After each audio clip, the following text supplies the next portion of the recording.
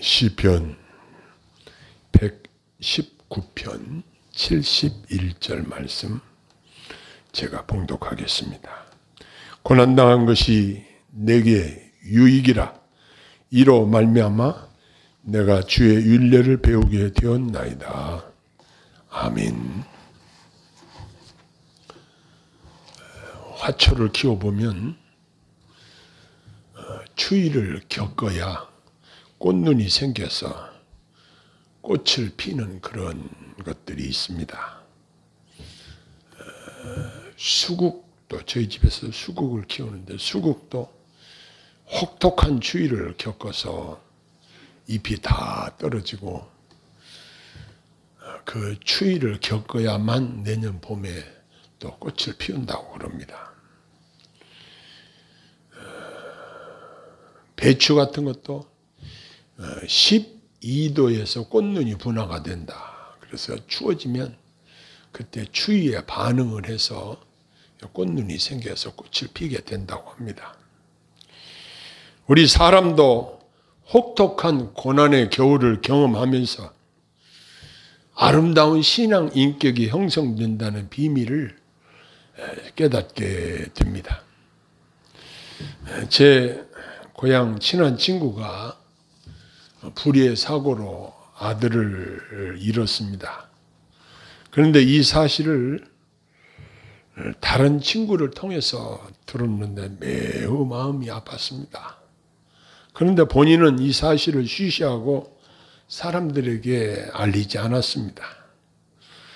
사람들은 흔히 생각하기를 어떤 어려움을 당할 때 하나님께 징계를 받는 것으로 생각하는 경향들이 있는 것을 우리 믿는 사람들도 그렇게 생각하는 경향이 많이 있어서 그런지 무슨 고난을 당할 때 어려운 일을 만났을 때에 사람들에게 알리지 않는 그러한 풍토가 있는 것 같습니다.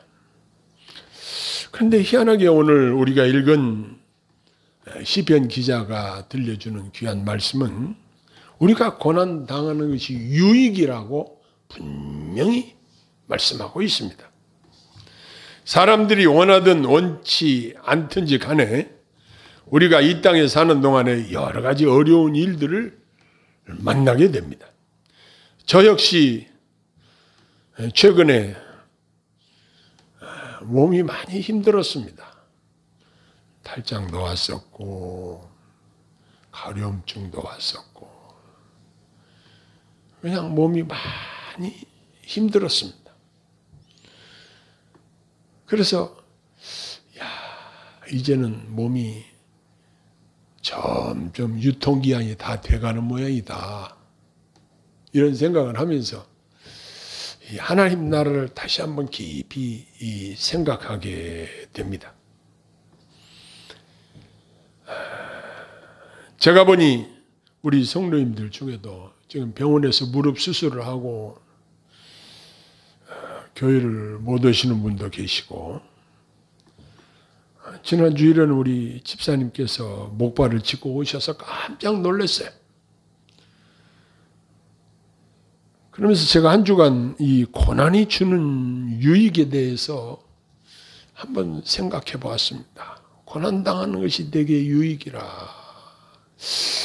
왜 성령께서 시편 기자를 통해서 이렇게 말씀하셨을까 하고 그 말씀을 묵상을 했습니다.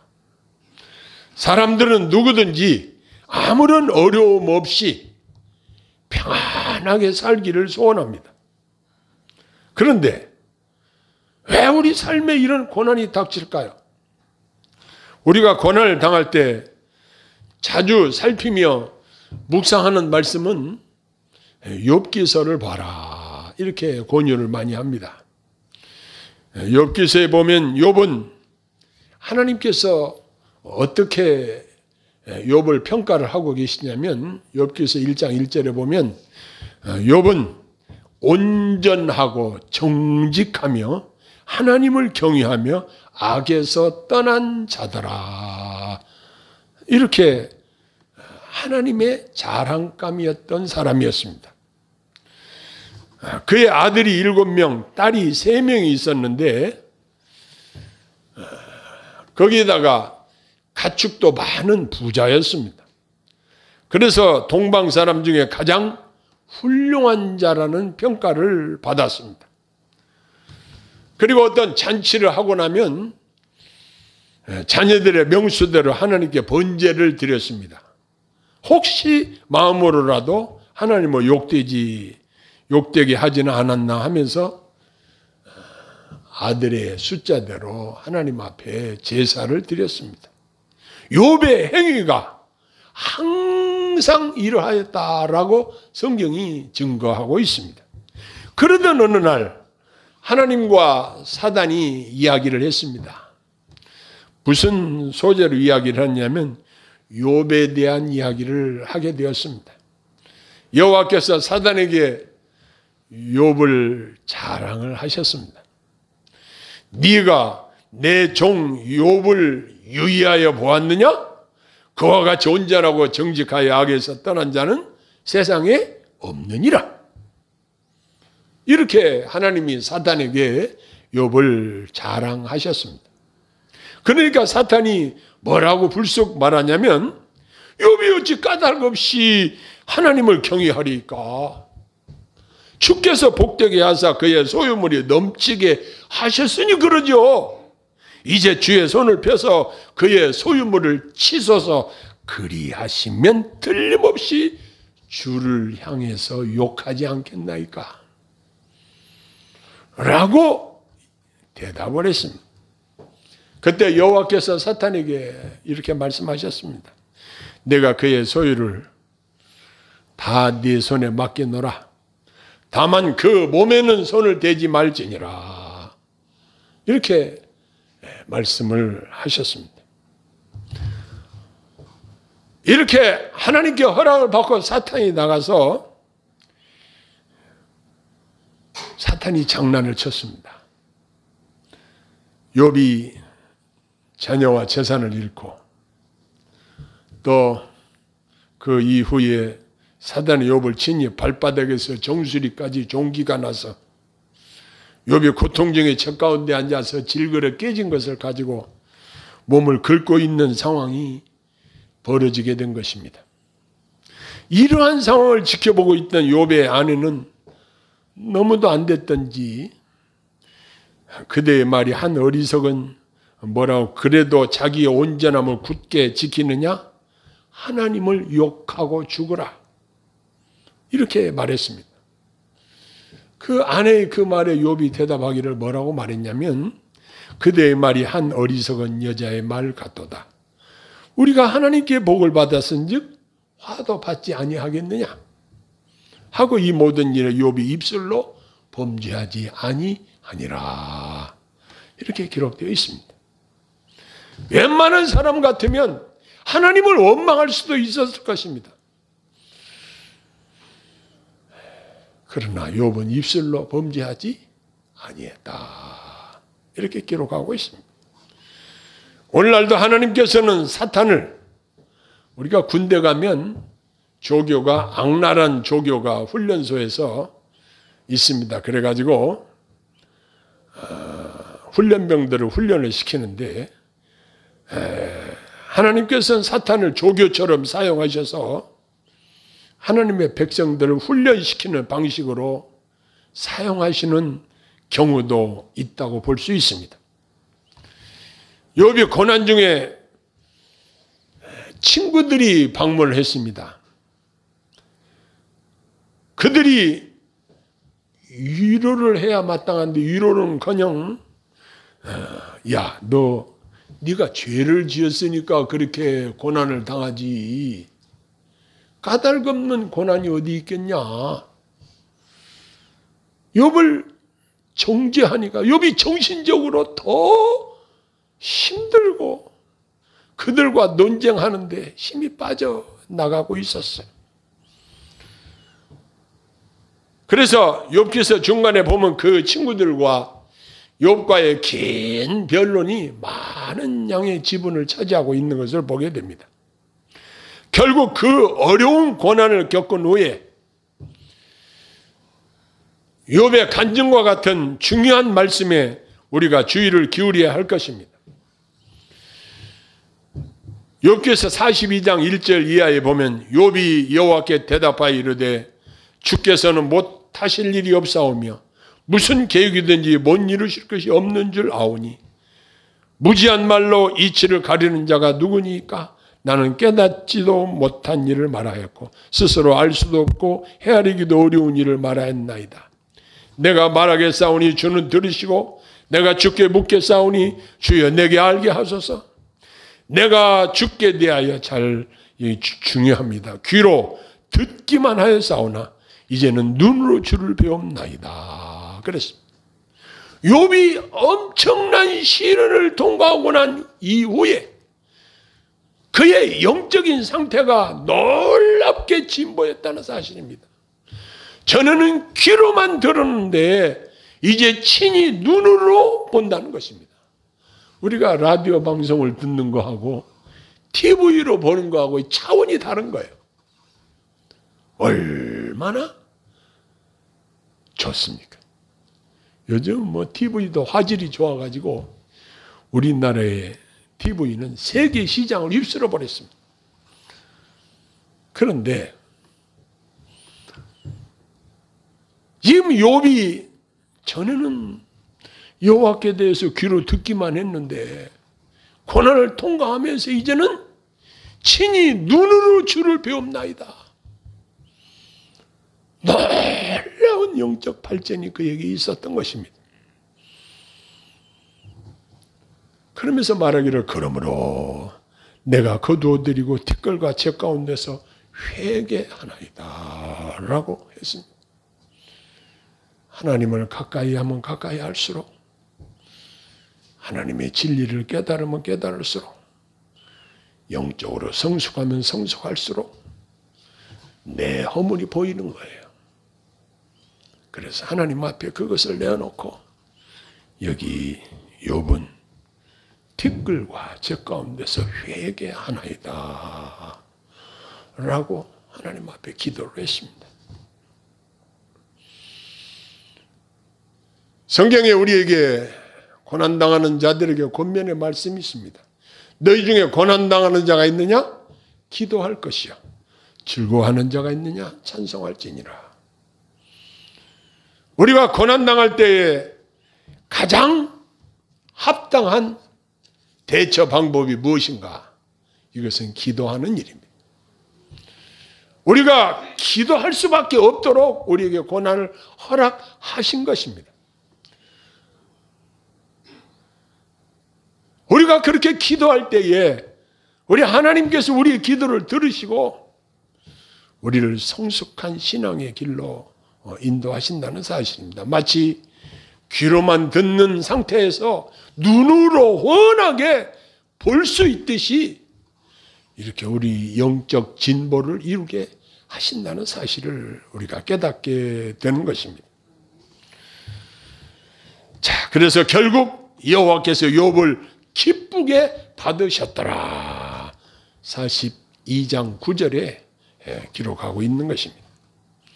하나님께서는 거기서 끝난 것이 아니라 욥의 곤경을 돌이키셨습니다. 그뿐만 아닙니다. 하나님께서는 욥에게 이전의 소유보다 갑절을 주셨습니다. 할렐루야. 욥의 말년이 처음보다 더 복을 주셨다. 이렇게 기록하고 있습니다. 우리는 어려움을 당할 때에 하나님이 시편 기자를 통해서 말씀하신 대로 주의 율례를 배웠다 하였듯이 저와 여러분들이 어려움의 과정을 통과할 때에 하나님께 간절히 기도하게 되고 성령의 도우심으로 말미암아 영적인 깨달음과 진보가 있게 하신 하나님의 깊은 사랑을 보게 되는 것입니다. 그래서 영적으로 한 단계 전진하게 하십니다. 그리고 욥에게 갑절의 복을 주심 같이 우리에게 더 큰 복을 주시려는 하나님의 깊은 뜻이 있다는 사실을 우리는 알아야 합니다. 그러므로 어려움을 만난 성도님들을 비판하거나 정죄하지 말아야 합니다. 위로하고 격려하고 고난 중에 더 큰 은혜를 받아 누리도록 도와주어야 합니다.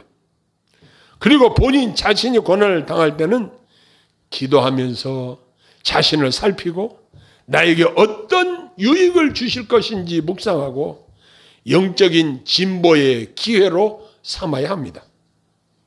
이것이 우리에게 주시는 교훈입니다. 그리고 하나님을 향해서 원망의 말을 뱉지 말아야 할 것입니다. 사람들은 조금만 어려움 당하면 하나님 나 좀 데려가세요. 노인들 보면 하나님 나 좀 데려가세요. 그런 기도는 하나님이 알아서 때가 되면은 우리를 다 하나님 나라로 불러가실 텐데 조금만 어려움이 있으면 하나님 왜 나 안 데려가시지? 이런 이야기를 하는 경우들이 있습니다. 지금 실시하고 있는 다니엘 기도회를 쭉 제가 좀 들어보니까 대부분의 강사들이 극심한 어려움을 통과한 것을 듣게 되었습니다. 그리고 그 이후에 하나님의 베푸신 놀라운 은혜의 간증들을 하는 것을 들었습니다. 우리는 그 결말을 보아야 합니다. 한 사람이 아버지가 술 취해서 날마다 때리고 어머니는 나가버리고 그래서 결국 고아가 돼서 미국을 입양을 했는데 미국에 가서 좋은 양아버지를 만나서 공부를 잘 해가지고 항공우주 나사에 취업을 해서 우리가 쓰는 내비게이션 그 안내를 그 인공위성에서 다 하는 그 장치를 개발했던 거기 수석팀장으로 일하다가 이제 간증을 해주는 것을 제가 들었습니다. 정말 우리는 부모에게 버림을 받았을 때 그 부모를 향한 그 노여움, 그 서운함, 부모를 미워하는 마음이 어찌 없겠습니까? 그런데 하나님께서 그를 그렇게 훌륭하게 들어서 귀하게 쓰셨다는 사실입니다. 여러분 한번 가만히 생각해 보십시오. 내가 사는 동안에 숱한 어려움을 만나지만 이러한 어려움들을 통해서 하나님은 내게 유익하게 하신다는 사실을 우리는 믿어야 합니다. 궁극적으로 유익하게 하십니다. 고난 당할 때는 우리가 너무 고통스럽고 신음소리가 나고 너무나 힘이 들지만 그러나 우리는 하나님 아버지 앞에 고난당한 것이 내게 유익이라 이 고난을 통해서 주의 율례를 배웠나이다 라고 말하는 이 시편 기자의 마음을 이해할 수 있을 것입니다. 우리는 결말을 보아야 합니다. 어떤 어려움을 당해도 항상 하나님께 우리의 시선을 집중해야 합니다. 모든 것을 합력해서 선을 이루시는 하나님께 집중해야 합니다. 하나님께서 우리에게 유익하도록 인도하실 하나님을 바라봐야 합니다. 그렇지 않다면 우리는 낙심할 수밖에 없습니다. 저는 시편 기자의 이 말씀을 묵상하면서 이야, 우리 하나님은 너무너무 좋으신 하나님이다. 고난도 우리에게 유익하게 하시기 위해서 허락하시는구나. 그러나 우리는 내가 당장 겪는 어려움 때문에 하나님을 향해서 말로 범죄하기 쉬운 것입니다. 그러나 우리는 그렇게 해서는 안 될 것입니다. 욥이 고난당할 때 입술로 범죄하지 아니하였다 한 것처럼 하나님을 향해서 더욱 경외하는 마음으로, 기도하는 마음으로 하나님 앞에 겸손히 엎드려야 할 것입니다. 주님, 이번 이 고난을 통해서 하나님이 내게 어떤 복을 주시렵니까? 어떻게 갑절의 복을 주시겠습니까? 기대가 됩니다. 이렇게 기도하면 어떨까요? 우리 주님께서는 우리 성도님들 모두에게 욥에게 주셨던 갑절의 복을 주시기를 소원합니다. 기도하겠습니다. 사랑의 아버지 하나님, 우리가 이 땅에 사는 동안 여러 가지 고난을 경험하게 됩니다. 하나님 아버지, 저희들을 불쌍히 여겨주시고 주의 은혜로 붙들어 주시고 친히 도와주시고 인도하여 주옵소서. 우리가 고난당할 때에 입술로 범죄하지 않게 하시고 하나님 앞에 더욱 기도하게 하시며 하나님이 주시는 갑절의 복을 받아 누릴 수 있도록 주께서 놀라운 은혜와 복을 허락하여 주옵소서. 예수님 이름으로 기도하옵나이다. 아멘.